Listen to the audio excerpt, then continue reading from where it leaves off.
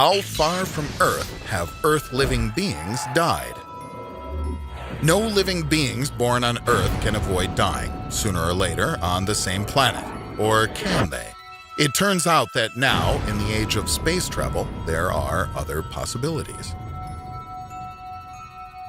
As of 2016, 18 astronauts are reported to have died during space flights, with 15 of them dying right after the launch or upon atmospheric re-entry, and only 3 of them perishing in space.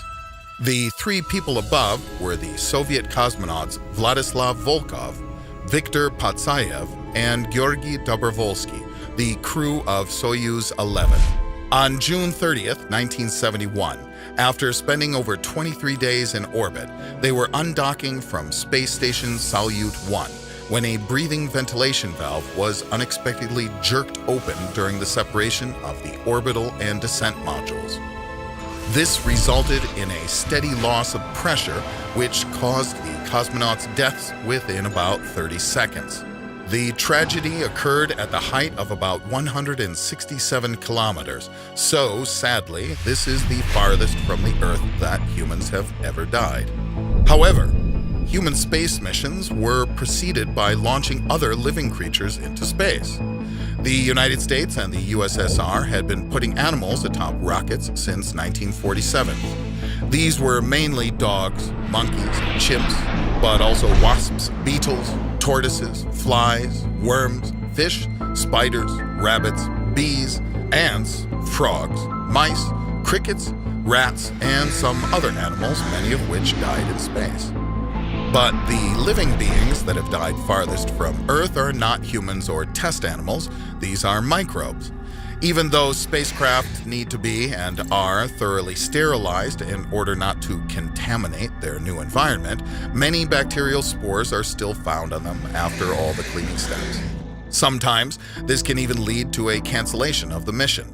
For example, in 2003, fearing contamination of the icy moon Europa, scientists controlling the Galileo mission crashed the spacecraft into Jupiter to prevent microbes from accidentally taking seed on the moon, which might be habitable.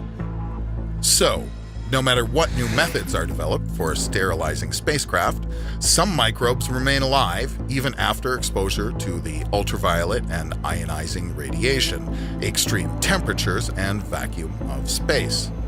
A 2008 study revealed the presence of 1.98 times 10 to the 11th power bacteria per sterilized spacecraft prior to launch.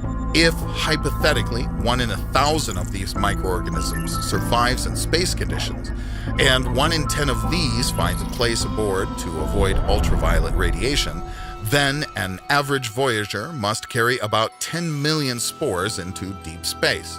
Based on another study, their death rate is proved to be 30% per 6 years, which means in 50 years' time, their number will still be 1 million, with 1 of them dying every 10 minutes, thus setting another record in dying farthest from Earth.